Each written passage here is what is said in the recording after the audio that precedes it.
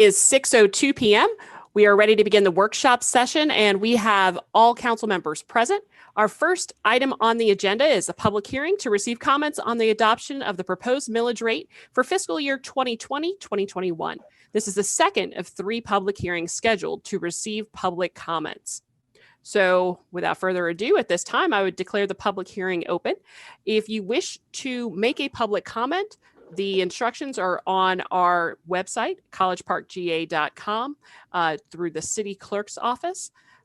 There is information there, and I believe that that actually was conveyed as well in the notices that went out via our legal organ, which is the South Fulton neighbor. So do we have anyone who wishes to make a public comment in regard to the proposed millage rate? John Duke has raised his hand, Madam Mayor. All right. Mr. Duke, the floor is yours. Oh, okay. Thank you. Can you hear me? Yes, sir. Oh, okay. Awesome. Yeah, I've never actually commented on city property taxes, but there's just a few things I think should be pointed out. So anyway, I have my comments written down. I'll just read them, and I'll probably post them on the comment section on the YouTube video. So here's reporting from the AJC on how cities handle city property taxes. Beaufort council persons will hold public hearings. This is quote, let's back up here, quote, Beaufort council persons will hold public hearings on a proposed property tax increase. The increase of 9.33% will result from a proposed millage rate of 12.65 mills. To have avoided a tax increase, the city would have needed to roll back the millage rate to 11.57 mills, end of quote. And here's another report by the AJC. Quote, in Fayetteville on August 27, 2020, the city council voted 5-0 to keep its current 5.646 mill rate, which includes a 4.954 general fund millage and a capital projects rate of 1.052 mills. The millage is set just above the rollback rate, of which collected revenue would have stayed the same. This means tax bills will increase for properties whose assessed value has risen, end of quote.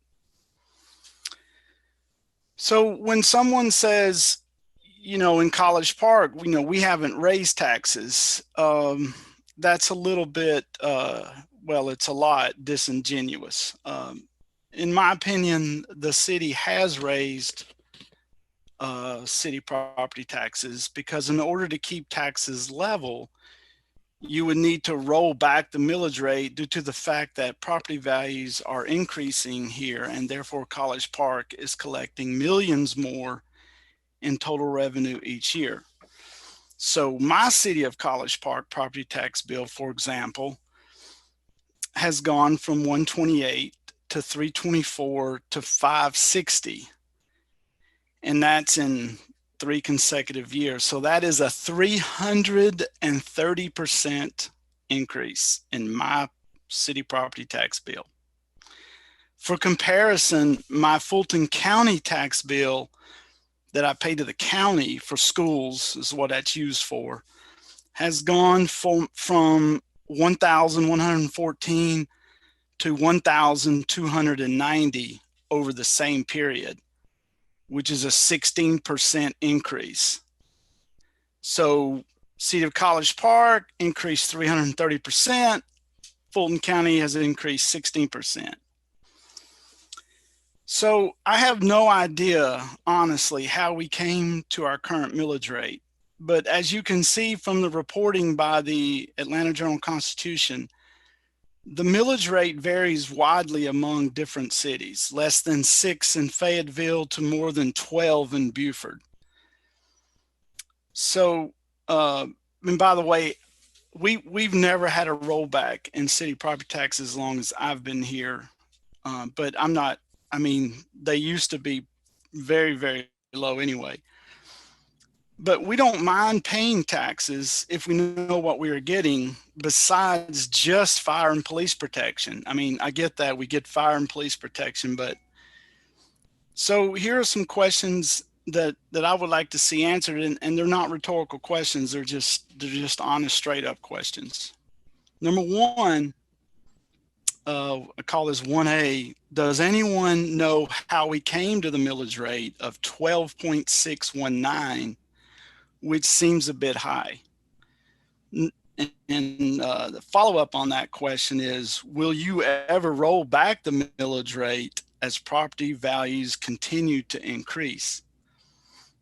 So the second question I have is, do you think that it might be possible to take strategic advantage of being next door to the world's busiest airport and therefore utilize some of the hotel tax that, by the way, is not afforded to many communities across America because they don't live by a big airport, in order to provide benefits to the citizens of College Park, such as lowering property taxes? That's just an idea. Or another idea would be you building infrastructure like improved sidewalks or bike paths or, you know, whatever, instead of using all of that hotel tax to pay down debt. Number three is, the third question I have is, will any of the property tax that you collect this year be used to cover the approximately $18 million owed to the general fund by BIDA? Or will you force BIDA to pay their own debts back? And that is all I have. All right. You said they were not rhetorical, right? No, I mean, no, I'm just saying they're just questions that, you know, they feel like they should just be answered. Sure. They're not. Right. So Yeah. from my perspective, and understand that I can't speak for every member of the body, but I certainly came into the office with the idea that we could have the opportunity to roll back to maintain that same level of property taxes for our residents based upon the valuation increases. However, and this is, it's the answer for a lot of your questions. COVID. Yep. It has complicated our finances in a lot of different ways. And so even using the hotel motel taxes is complicated by COVID because less of those are coming in right now. Ms. Fulord, is Ms. Philord-Bradley on the line? Yes, I am. I think the last time I saw, we were down on a month-to-month comparison by about 72% in revenue. But have we gotten to the 60s yet? Which source of revenue are you referring to overall? Hotel motel tax. Hotel motel. No, we're still very low on the hotel motel. Yeah, I mean we're only looking at about a quarter of what we normally get in that. And so those things have certainly complicated at least my desire to take some of that burden off of our property owners. And will any property taxes be used to alleviate BIDA debt? There's several components to property taxes.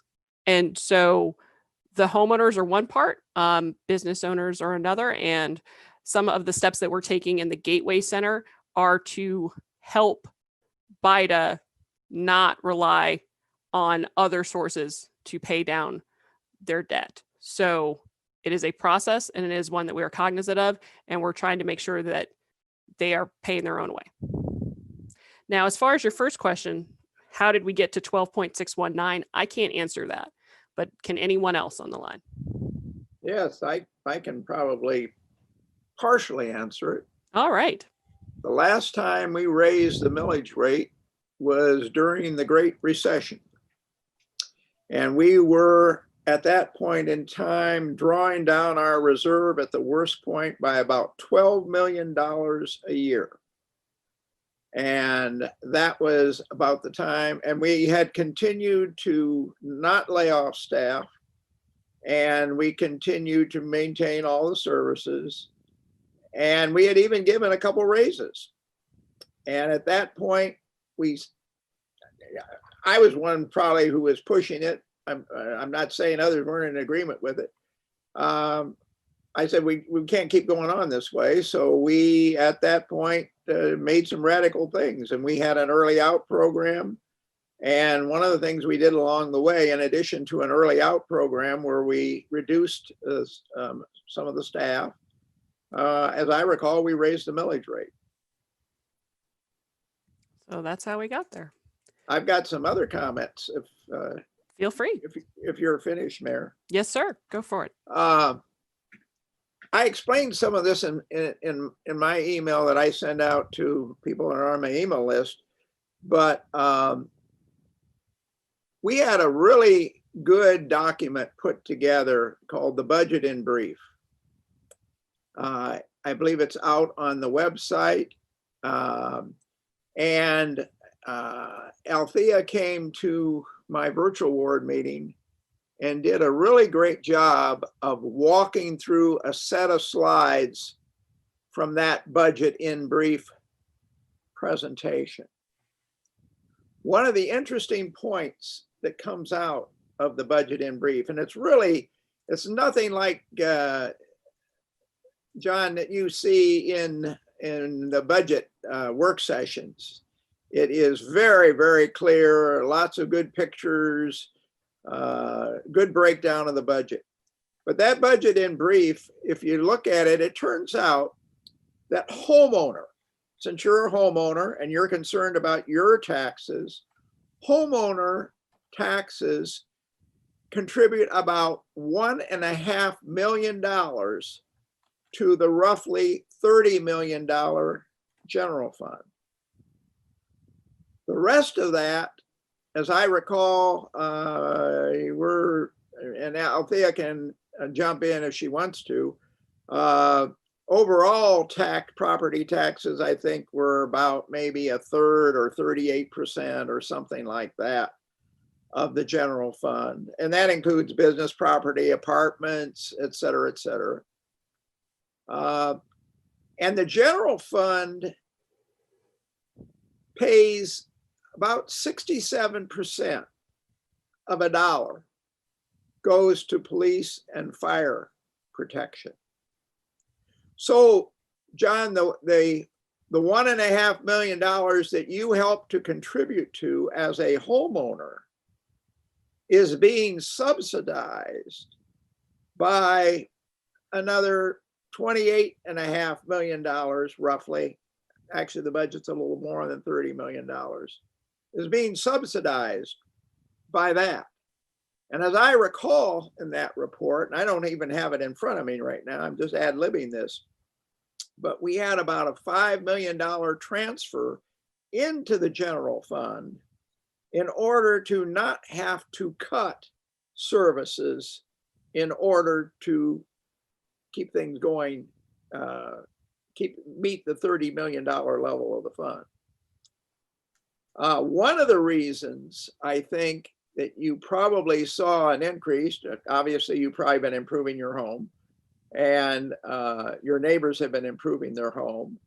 And College Park has become one of the hottest areas, I think, in the metro Atlanta area now. Prices are going up significantly. And yes, that'll drive up property taxes. And I mentioned that in my email. But you're only putting in $1.5 million to a fund that is the general fund. It's not specific to how much electricity you use or how much water you use. It's overall general services that you benefit from.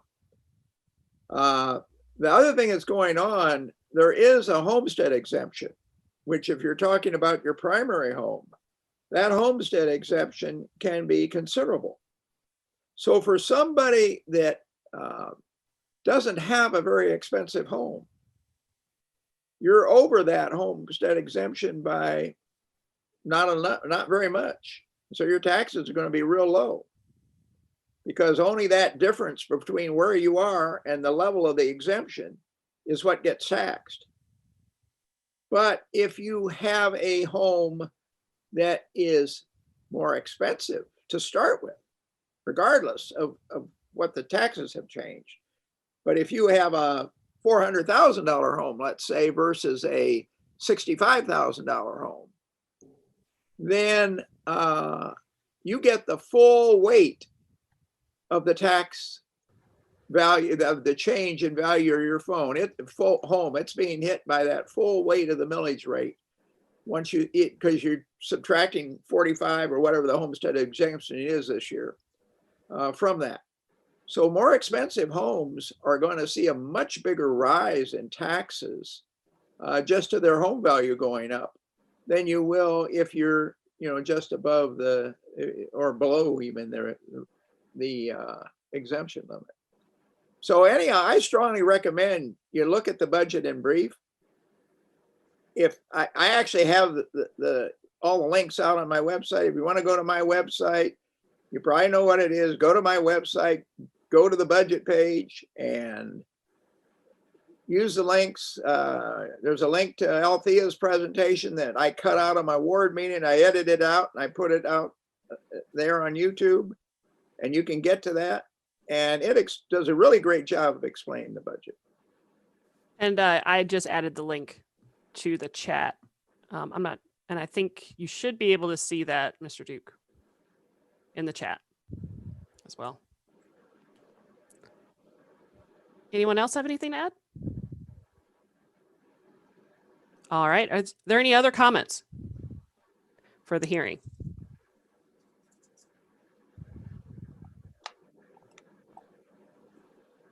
All right. Mr. Hicks, do you see anyone with their hands up that I don't see? No, ma'am, I do not. That was the only one. Okay. Duke, I think we're all good. All right. Well, then I will declare the public hearing closed, and we will move on to item number 2, which is an update on Fulton County Community Development Block Grant funds originally awarded to Kathleen Mitchell School demolition.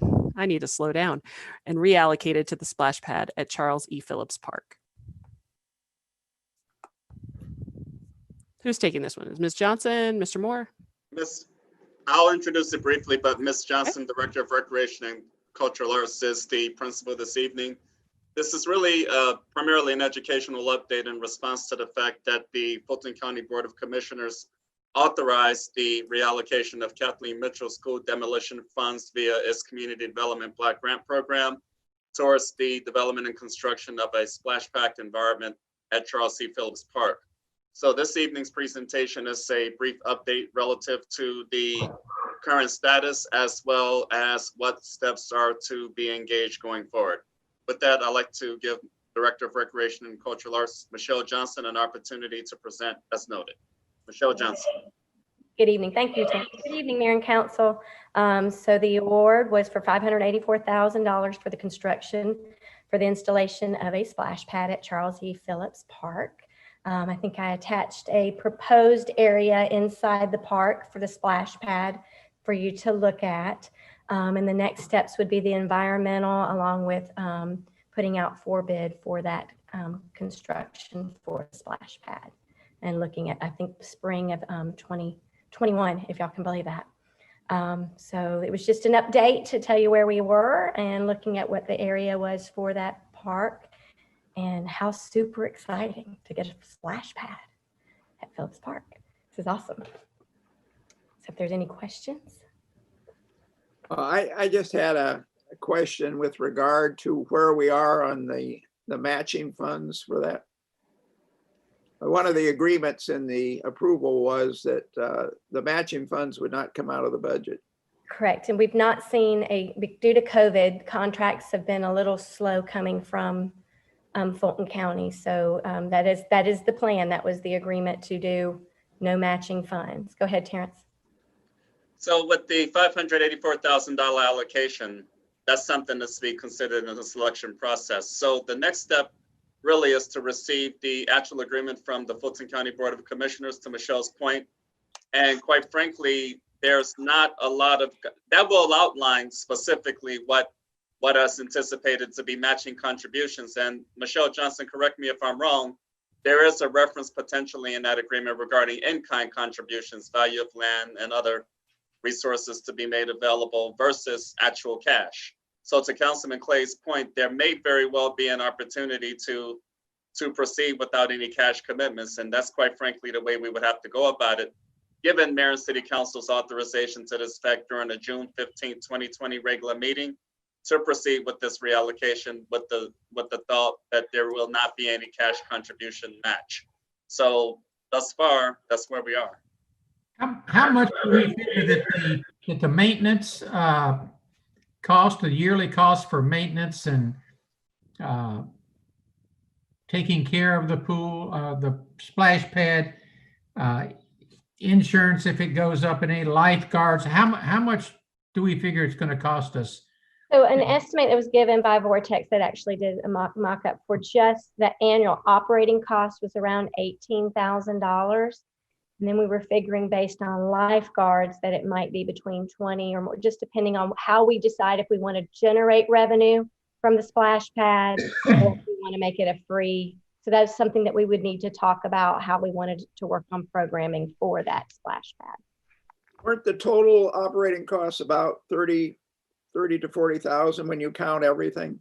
It depends on if we're looking at 2 lifeguards out there, 1 lifeguard, so that would be determined on what would be necessary. But it is a filter system based on what Vortex had told me, that it checks the system itself. If it's not working, then it shuts down. So if somebody goes out there and reloads, it'll be good to go. But it was between 20 and 30, depending on the number of staff and how the operating hours, the days, it would just vary on that based on what. So when you add staff to maintenance cost, what is the range of numbers? Between $20,000 and $30,000. Between 20 and 30. Okay, so I was 10 high. General is 18 for operating for that.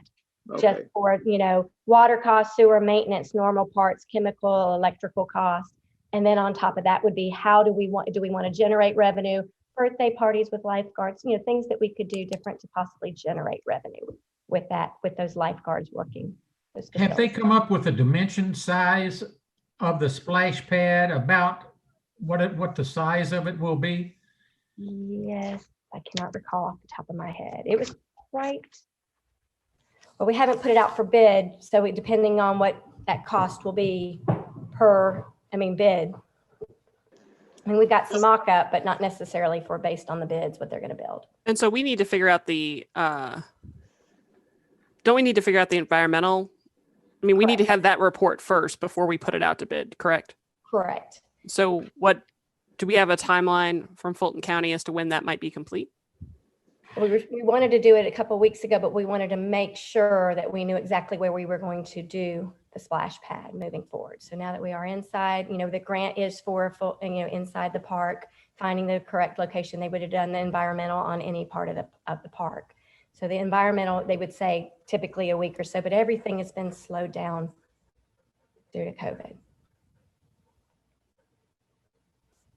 All right. Anyone else have any other questions? It's going to be wonderful. Yes, I got a question. Where is the location of the splash pad going to be at? Sure. So the proposed area is on the top hill where the small open area is. I think the soccer fields, I think Councilman Taylor, if you've seen them, the soccer goals at the top around the walking path.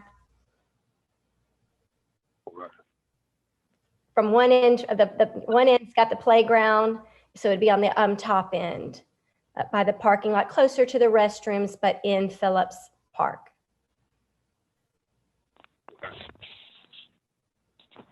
All right. Any other questions? All right. Thank you so much, Ms. Johnson. Appreciate it. Appreciate it. Any other business? Sound, Mayor. All right. Hearing none, I'll see everyone at 7:30 for the regular meeting. Do we need to go Okay, back off in we go. executive session? Oh, Minutes? Councilman Allen, you are a national treasure. Thank you so much for now saying it to me a second time. Yes, we do need to go back into executive session briefly to review the minutes so we can then approve those at the end of the regular session meeting. So, gentlemen, if you will join me, Mr. Denmark, Mr. Moore, so we can go in there briefly and go over those minutes. We can take care of that now. Thank you. May I get a motion, please, ma'am? Thank you. You know what? This is such a team effort. Thank you. Can I get a motion to? I'll make a motion. We so go into moved. executive session for real estate personnel litigation. All right. Second. All right. Thank you. All those in favor? Aye. Any opposed? Any abstentions? All right. So that is unanimous. We'll go into executive session. Thank you. Hey, Artie, could you stay on